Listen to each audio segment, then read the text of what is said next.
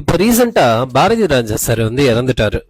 So அதுக்கு வந்து நிறைய மீடியா சேனல்ஸ்லாம் வந்து பார்த்தீங்கன்னா போனாங்க, நிறைய வீடியோலாம் எடுத்தாங்க, லைவ் டெலிகாஸ்ட் பண்ணாங்க, நிறைய யூடியூப் சேனல்ஸ் எல்லாம் பண்றீங்க, தப்பு இல்லை.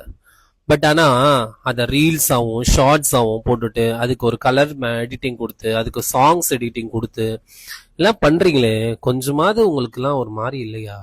சொல்லுங்க. டெக்னாலஜி வளர்ந்தது எதுக்கு தெரியுமா?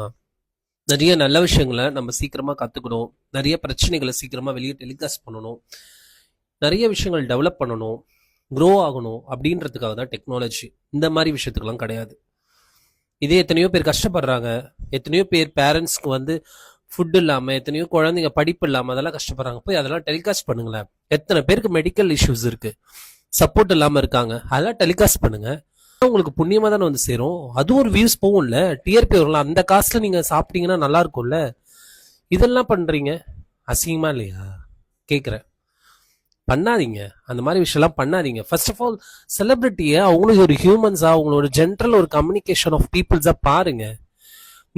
இதே நீலாகர்ல தான் நாங்க இருக்கோம், நாங்க போய் பார்க்கல. எதுக்கு?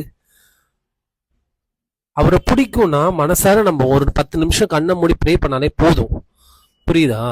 அங்க போய் அவர் பார்த்தாதான் ஒன்றும் கிடையாது. அங்க பாக்குறாங்கன்னா அவங்களுக்கு க்ளோஸ் ரிலேட்டிவ்ஸா இருக்கும், ஃப்ரெண்ட்ஸா இருப்பாங்க, அப்படிதான் போய் பார்ப்பாங்க. நீங்க போய் யாராவது தெரியாதவங்களோட டெத்ல போய் பாப்பீங்களா? அங்க உக்காந்துட்டு போட்டோ எடுக்கிறது, வீடியோ எடுக்கிறது என்ன விதமான பழக்கம் இது?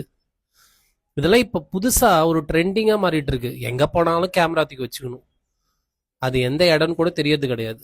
ஃபர்ஸ்ட் இதெல்லாம் மாத்துங்க, மாத்திட்டு இம்ப்ரூவ்மெண்ட் பண்ணிக்கோங்க லைஃப்ல.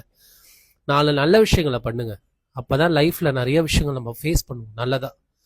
உட்காந்து இந்த மாதிரியான விஷயங்கள்லாம் பண்ணாதீங்க.